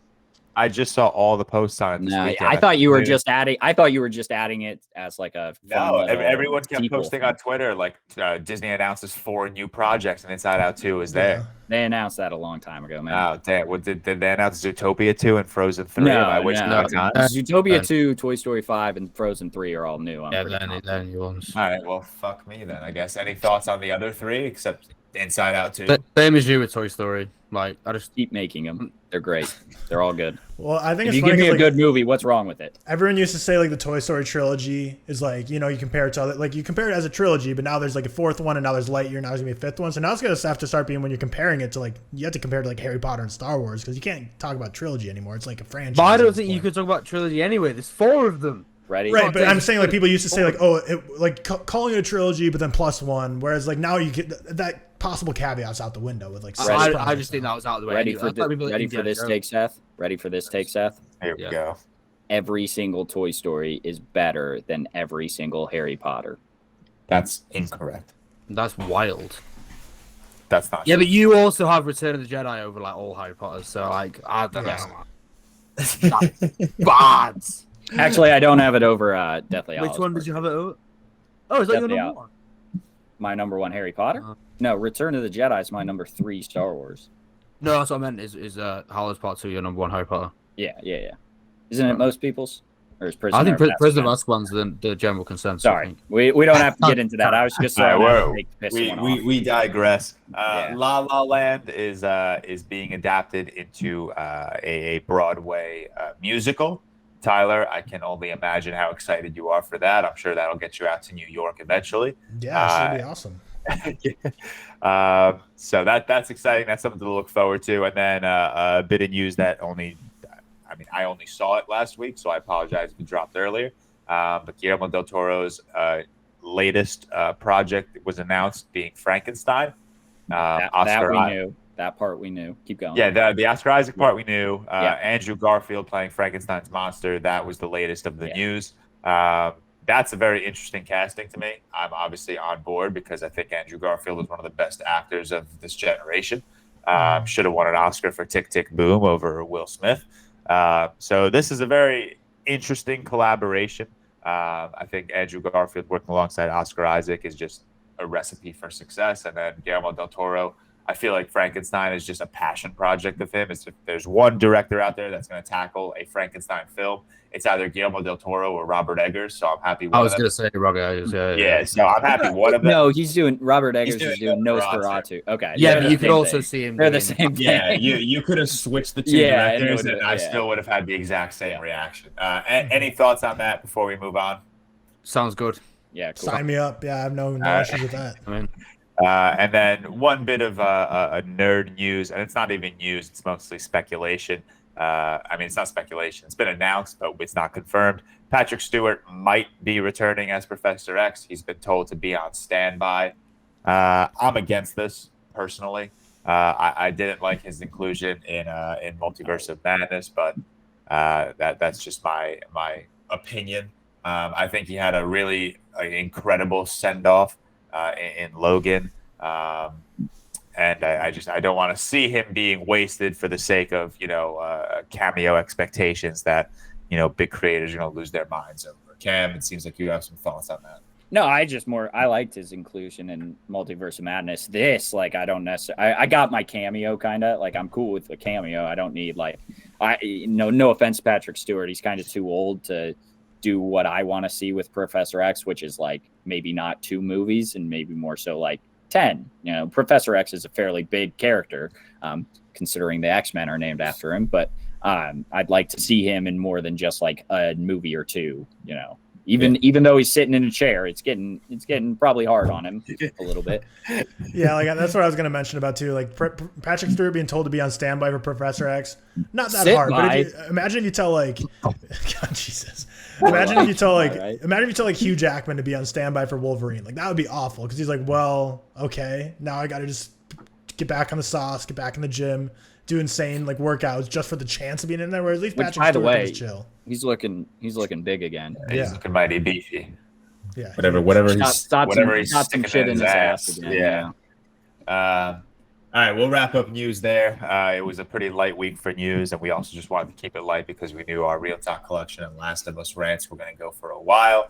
Before we get into our draft, we're going to have our normal casual conversation on how's everyone's week been going. What have we been watching? I watched Puss in Boots twice, and it fucking rocks. Hell yeah. Seth, we'll start with you. What have you been watching? UFC last night. How else was your week? Yeah, pretty good. I watched a few. I watched Swiss Army Man, which I hadn't seen before, which I really enjoyed. It was fucking weird in the best possible way. I really enjoyed that. I watched Nymphomaniac, which is pretty much exactly what it sounds like it is, which was actually quite good. Another Lars von Trier. I watched The Dead Zone, which obviously we're going to touch on in the Patreon review. I watched La La Land, which I got so much hate for that. I've never had that much hate in my life for liking a film. Like my review is this. Admittedly, it did lose at certain points, but the phenomenal use of color, lighting, and music certainly made for a very compelling watch. I can confirm I did in fact enjoy this. 38 comments of just L. And the thing is, right, like if I'd like say like a Shawshank, right? I think it's got like a 4.5, 4.4 average rating, and I'd say if I give like a 3.5, I'd get people being annoyed. La La Land has a 4. I gave it a 4, so it's like I liked the film. Do you know what I mean? It just didn't. You didn't like it enough. You didn't like it enough. I didn't comment. I didn't comment on it, so I'm out of that. But I did quote tweet. I did quote. Not a comment. Doesn't count. That's pretty much it. Hey, Seth, real quick before you move on, and this is just for Emma. Can you do an American accent for me? Can you just try one? Which one? Like you mean just like a howdy y'all kind of thing. No. An American accent. Come on. or not even a howdy y'all. Just Can you just say hi? My name is Seth. Yeah. Just try. I told her I'd try to get you to do an American accent. If you give me like but you have to give me like an area, don't you? Like I don't know, George, like a New York. George is not an area. George, like a New York area. No, it's too much pressure. I'm sorry. It's too pressure. Man. You're gonna have to slide into his Venmo if you want to make him do an accent. Yeah, you're gonna have to. Hey, we'll keep this just for Emma. Then you send me a voice message. I'll voice note you after. That's fine. All right, Tyler, what have you been watching this week? So of course, been watching a ton of the ReelTok collection movies, ticking them on and off, and similar to Seth with La La Land being a 4, but it's rated on Letterboxd at 4. Like same thing with a couple of ReelTok collection movies that I eliminated. With I gave a 4.5 to Heat and Goodfellas, and then everyone's like, "Oh, it should be a 5." I'm like, I brought up the average Letterboxd score. They're 4.4s and 4.3s. Like I'm helping elevate this score, so I don't know why you're mad at me for giving it 4.5 when I'm helping. Wait, did you give Heat? So you gave Heat a 4.5? Yeah, which I definitely like less. I didn't even know you watched it. Yeah, no. So I've been cruising this week on my assigned watches. Like I watched Old Boy, 10 out of 10 is what it got from me, and then I went right into the American Old Boy after it, and because I wanted to like directly compare them, and I was so hype after watching the original Old Boy. I was like, let's just see, like, it can't be that bad. But I think directly comparing them actually makes it worse because like when you watch one after another, it was just so bad and like they just truly just didn't understand like how the movie of Old Boy works. Like they just didn't understand the source material. Yeah, let's see. I watched both Magic Mike's. They're fun movies. I didn't think they were great. I think have you not seen the first? You gave the original a low score. I think. What would you give it? 3-star. I mean, I just thought some of the acting performances were abysmal. Like the main guy Adam, who the movie like revolves around, is so awful, and all the dancing scenes, I couldn't stop looking at Kevin Nash, like the super tall guy, because I need to post a clip of this because he's so bad and just refuses to commit to any of the dances, which just like sucks. Like everyone in Magic Mike is putting themselves out there. Like none of them are like comfortable like stripping and going all out dancing on stage. Like I'm sure every actor had to like really push their like abilities to be able to do this. So the fact that he's just up on there like less than half-assing every dance when everyone else is just going insane just like kind of pissed me off, honestly. It's like, dude, fuck you. Like, do you think you're like too good for this, or are you just not good enough at dancing? Which why were you cast? But yeah, that's about it. I like the first Magic Mike. I'll be honest. I haven't 3 out of 5 is like a good movie. I haven't seen the second. Sorry, Cam, you haven't logged the first one, by the way. So there's another film. I probably haven't seen it in a long while, man. But you usually just chuck a number at it, don't you? So you may as well. Yeah, but this one, I usually chuck a number at movies I've seen like more than once or twice. Like I've seen a good amount, and I'm just like, I'm not going to watch it again anytime soon. This one, I couldn't. I just remember liking it a lot, and I feel like 3 out of 5 is a little low. But we'll see. Maybe I'll watch it again. Yeah. Just segue right. All right, let's Tyler. You done with your? Well, I guess I forgot. Last night I watched Split right before bed. No. You watched another this week that I watched. Memories of Murder. I mean, I watched like 20 movies this week, Cam. Like, which one? I wasn't gonna go. You know what I'm talking about. You know what I'm talking about. Pitch Perfect was last week, dude. Oh. No, wait, it wasn't because I was. Oh, okay, yeah. I guess I watched it on like Monday. I watched it right after the pod. Yeah, it's fun. Okay. Like it was. I What did you give it? A 3.5 You the only thing I want to mention. score. I was waiting for your review. Like I messaged you about it. I'm like, just fucking review the damn thing. So I was waiting for it. I wanted to see what you said. And the one thing you mentioned is like you didn't like Fat Amy, which I understand. I think Fat Amy's hilarious in the first one. But if you watch like 2 and 3, so Fat Amy is a great like side character. I really like her, and I've thought about this a lot. My in-depth analysis of Pitch Perfect. Like I think she's hilarious. Like calling herself Fat Amy in the first one, so skinny bitches like you don't say it behind her back. That like makes me laugh. In the second and third though, they're like, you know what people liked? They liked Fat Amy. Let's make her a main character, and that's where it just Do people like Rebel Wilson? I don't think she's funny at all. No, I don't think she's that great as really anything. But I liked her I like her as Fat Amy in the first. Loud. Also, by the way, great for her. She looks incredible now. I don't know. None of you watched like senior year from like 2022? It may have been last year. Last year, I think. Yeah. You may have watched it, Tyler. I don't think anyone else has, but it's not a good movie. Wow, but she does look crazy. Really good for her. She is very. She looks like Madonna. So not Fat Amy anymore, but yeah, I saw that one comment and I'm like, you would hate like 2 and 3 because they really lean into her being the funny main character. Well, I reviewed it for you, and what's funny is I reviewed Pitch Perfect, and then a day later reviewed Memories of Murder, and you comment on my Memories of Murder like, no one cares about this review. Review Pitch Perfect. I'm like, I posted it yesterday, dude. Then the last thing I was gonna say about Split is like my take on M. Night, which I don't think is like a negative take. It's just a take. I think he's like actually an underrated director, but I don't think he's a great writer. I think the writing is where he suffered. And I'm not just saying just the dialogue. I think he needs to be I think he needs someone to like rein him in on the writing for a lot of these, because I think he just goes a little, not off the rails in terms of doing out there ideas, because all of them are out there ideas, but I think the writing could be tighter in almost every movie I see from him, because Split actually didn't enjoy as much as most people did. But I think directing, like, I think he's a very, very good director. But his writing is what I think could be improved. I kind of agree. I think like his strong suit is his camera work and composition. Right. I think his ability of shot selection is amazing, but some of his films are like writing wise, it kind of loses me at certain points. The video I sent you guys of his, why aren't you out making millions of dollars licking beautiful women's toes from Signs? All-time line. Oh, great film though. I love Signs. I like Signs too. I just think that's a funny ass line that I didn't pick up on when I first watched it, but saw a clip of it. All right, Cam, what have you been watching? I took all my time. I don't want to harp on this too much. I've been watching a lot of DC animated movies, George, because I saw you watch The Dark Knight Returns parts 1 and 2. I'd seen and I texted you and I was like, they're really great. I don't know if you had seen them before, but then I realized I hadn't logged them, so I watched them both back. I just really like them. And then the Flashpoint Paradox I never watched, and I saw you rated pretty highly, so I watched it. Very good. The movies we reviewed, and then some others that don't matter. But I want to be Pitch Perfect's #1 fan. I've decided, so I tweeted about it this morning. The Treble Makers were robbed at Nationals. Never forget. I love the Bard and Bellas, but the Treble Makers had the better final performance. They're making like a spin-off series with Adam DeMamp. Which is or Adam Devine. Devine. I think his name's Adam DeMamp in Workaholics, and I was getting him confused. Oh, okay. Never mind.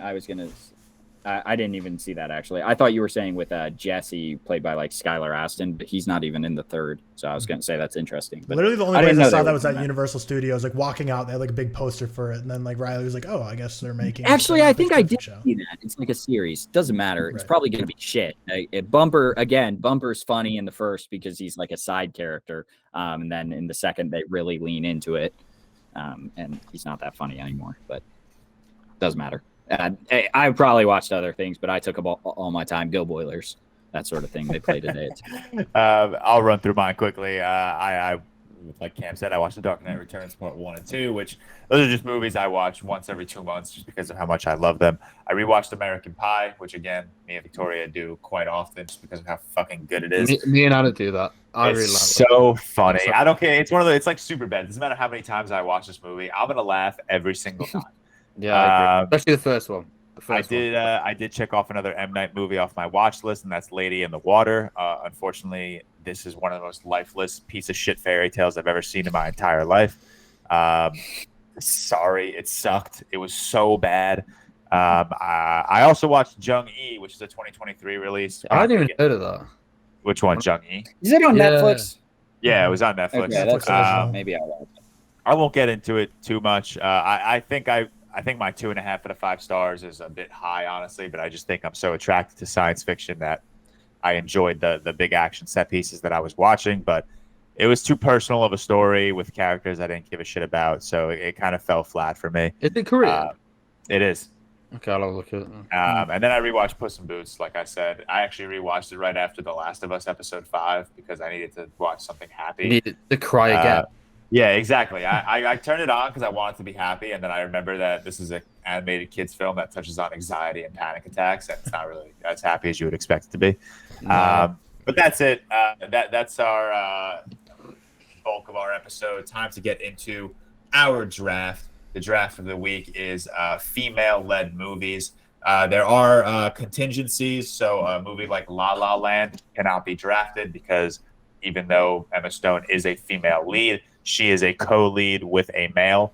So movies like La La Land, Marriage Story, Decision to Leave, the Before trilogy. Yeah, pretty much any romance because there's going to be basically any romance, pretty much, unless it's a same-sex romance. And I'm sure as we go along, we'll perhaps argue about a couple of movies here and there, but hopefully not. We'll see. The order is George, Tyler, Seth, and Cam. I swear to God, that's not rigged. I know it sounds like it's rigged, but it's not. I hate when one of us is first in our own draft. I don't think first is like.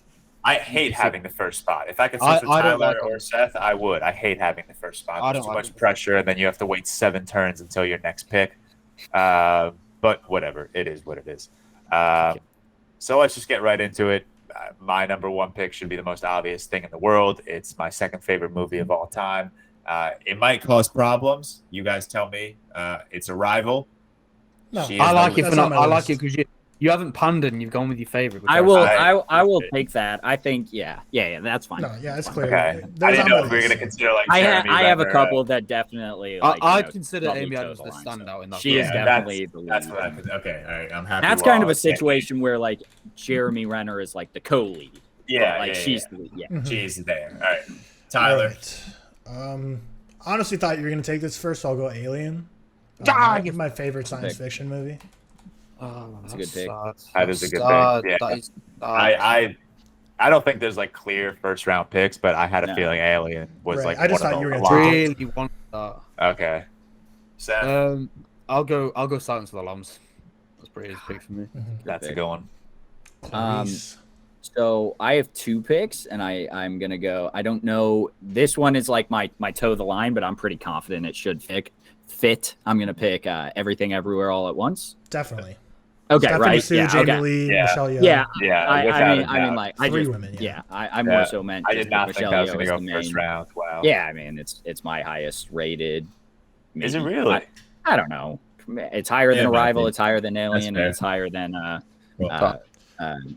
whatever I just Silence of the Lambs. So yeah, sorry. So yeah, I think that's my highest, and then we're gonna go Sicario. I think that. Really? Yeah, that's not my highest rated, but I do really love Sicario. Yeah, that's a great pick. 2 D's already taken. Yeah. Oh yeah. Oh yeah. Denis, he got that dog in him. I'll go. Ooh. I'll go Black Swan. I knew you were going to take that. I kind of thought. I knew Seth was taking that 1 or 2 if it was on the board. Back to Tyler. There's a lot of places I could go here. There's a ton of places we can go. I think I'm gonna get mine, to be honest. But I'm gonna go with Spirited Away. That's a good one. That is that's a pick I thought of and then thought, That's an interesting pick from Tyler. On my thing, I think Tyler. George, that's an interesting. George, why didn't we have that? Well, here's why. Tyler said last week after our animated film draft, he had a feeling that the 2 of us picking anime was going to hurt us, which it did. But Spirited Away is like. I think that's the only one that branches out. Yeah. Even though I don't think people consider it to be the best. I think that's the only one that transcends the medium. Yeah, that's fair. That's fair. Jesus, man. I have 2 picks. I have such a long list of like female-led Same. movies right in front of me, don't. but So- I have no idea where to go. I think my next pick, possibly a hot take. I'm gonna take Gone Girl. is that? Can we count that? Are we? Because counting that? I was Gone thinking, Girl? I- No. Gone Because I Girl. think that's No. both of them. I'd say Ben Affleck's in it more than Rosamund so Pike. that's more Yeah. so. She's I like, think it's both. I think it's both. Ben Affleck's more so in that. All I'm right, not all right, counting all right. that. No, I'll Unfortunately, I have to veto. That's, Yeah. that's respectable. That's I gotta veto that one. I fear this pick may also get vetoed. Knives Out. No, I think that's fine. I think that's fine. Anna de Armas. That That's one fine. I would say is more female-led than Gone Girl. Fine. If I thought of that on my list, I would have I taken don't it already. understand But why it's that's fine. being It's fine. questioned. Why? No, is no, that it being- completely follows It's it. the co-lead, in my opinion. It follows Anna de Armas' Yeah, but it- story, though. Yeah, I- it follows hey, her that's fine. story, so I agree. Yeah. I'm not Gone Girl doesn't really follow Rosamund Pike. It's more like Ben Affleck. So I'd say Yeah, no, I trying think to that's figure fine. out what's going on with it. I allow it. Cam's just upset because I know you're That's racing fine. for Yeah, him. no, that's fine. That's fine. That's fine. My next pick, and I'm just trying to pander. I'm going for votes. I haven't won in 3 weeks, and Cam's won twice, and that's just despicable. I know my animated. Big congrats to Cam, by the way. I'm gonna take Kill Bill, Volume Damn. 1. Nice. That was on mine. That was on mine. Definitely had to be drafted. I think I That- can that get one mine can't too. go I'm undrafted. excited. So am I next? Excited. Yep. Sure. There's a lot of directions I could go here. Cam, Yeah, I think there's if a I don't pick this one, ton. Cam might get it, but I'm kind of fine with him getting it. I'm gonna go Little Women, the 2019 version. Really? Great. Yeah, that's I have two higher, so I'm okay with it. Okay. But I do like Little Women a lot. Little that wasn't Women. the one I was I trying think to I steal know from what's. you. I think I know. I think what I know Seth which is one you're gonna gonna pick. steal. Yeah, I have a feeling I know what Seth is gonna go with. Maybe. I don't know if you do. Is it a romance? No, Mhm. Mine, You the don't? one I'm thinking of is. the one I am is not. So I'm gonna break the romance theme, and like Tyler said, same-sex romance in my top 30 of all time. That is Portrait of a Lady on Fire. Yeah, Yeah. That's what I thought you were gonna pick. That's what I Wow, thought that's you were not gonna what I pick. thought you were gonna pick, but that's a fuck me. I don't know what you thought I was gonna pick, Tron. Now. My yeah. next pick is actually I'm gonna take, so maybe if people are looking at my graphic, I'm gonna take the more known movie first. I'm gonna take Aliens, which I have to be higher than Alien. But So and do I. then next pick, actually I have that higher rated than this next one, so who cares? This movie isn't like known enough, so it probably won't give me votes. But I really fucking love it, and I think it's great. I'm gonna give it to Promising Young Woman. Great movie. Fantastic crime I didn't see thriller. it. You should, Seth. I think you'd like Yeah, it. I probably should. It's 5 out of 5 for me. Interesting. Okay. Back to Seth. Man, there's a few I could go for here, but they're not going to get me votes. So. Oh no! Do you know what? We Actually, don't pander. Thinking about it, I know I'll get my next one, and I'm going to do a cam and give my favorite female-led performance of 2022, Yep. Ooh. and that is Tar, Why is that a me? because you said everything ever all at once. Oh, So, okay. Yeah. I get I you. had knew that was coming. Not what I thought you were gonna pick. I like that pick. I think I know what you think I'm going to pick. And I'm between two of them. I might pick it with one of my next. Yeah, I two know. picks. I know Oh, you're no. going to pick it. Yeah. I know what it But is. Tyler, your turn. This one is probably going to be more for votes, but also I rate it very highly. And I think a lot of people do too. Like, I think it's just genuinely like very well liked movie. But I'm going to go. Oh, which one do I want? I'll just go the original, The Hunger Games. Ooh, yeah, I didn't even have that on my list honestly, but that's a good pick. That's gonna get you votes. I still do. I have Catching I Fire will rated say- higher, but I want to pick The Hunger Games. for I it. will say, yeah, Catching Fire is the better movie. Yeah, I think that's also a great one too. But I feel like The Hunger Games is more. I feel like Katniss's you kind of story can, like, you know, if you put the Hunger Games, it'll encompass Right, the yeah. whole thing. Yeah. I don't want to pander, but just because I really want this movie on my list, so I'm gonna take my second favorite female-led movie, and that is Lady Bird. I thought that would. I didn't think that would get back, but then I like saw my list and I'm like, damn, that's. So I knew there. George for sure was going to take it. Yeah. Yeah, I just had He that's should've. He if should've. it doesn't get me votes, whatever. I want it on my team. That's a big player. Mhm. And with my final pick, god damn, are there so many options left? I'm So staring at my screen right now and I have no idea what to do. God, I'm gonna go. I'm gonna go with Pan's Labyrinth. Mm. Wow, I didn't even have that. Oh man. Oh, that would Which have is been on still neither of those are the movie I thought you were going to take, Seth. The movie I surprised you haven't taken. No, I've just found one that I'm going to take. Okay, I'm curious. Tyler, final pick. You know, this one might hurt me for votes, but one of the best female lead actress performances of the past 5 years. Yes. Hereditary.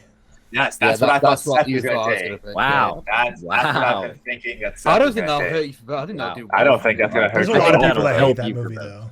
Really? Really? I hated it, but not because it's a bad movie. Yeah. Because it's scary. Yeah, it spooked me. That's why I hated it. All right, Seth, final pick. See, now. So I didn't think about this, but it is actually she is the lead under all sites, and that is Requiem for a Dream. Yeah. Okay, Yeah. that's fine. That kept That's bouncing fair. back and off my list because I didn't think you guys would accept that. But the more I thought about it, Ellen Burstyn is the lead, isn't yeah, she? she is. She is.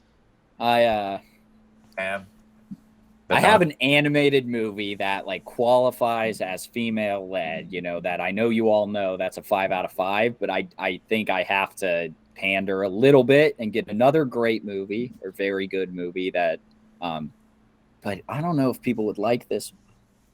I'm gonna pick it. Fuck it. Have you guys seen Molly's Game? Starring Yeah. I've never Jessica Chastain. That's a fantastic. why movie. can't I think never of heard of it. her Chastain. name? Jessica Jessica Chastain. Chastain. Jessica Chastain. Thank you. Yeah, Molly's can't even Game. think. Molly's Game, written and directed by Aaron Molly's Sorkin. Game. Yeah, He's you so told me about fucking that, good, yeah. man. Seth. But yeah, Yeah. Jessica Chastain's fantastic in it. Great. movie. It is. That and is such. and I love.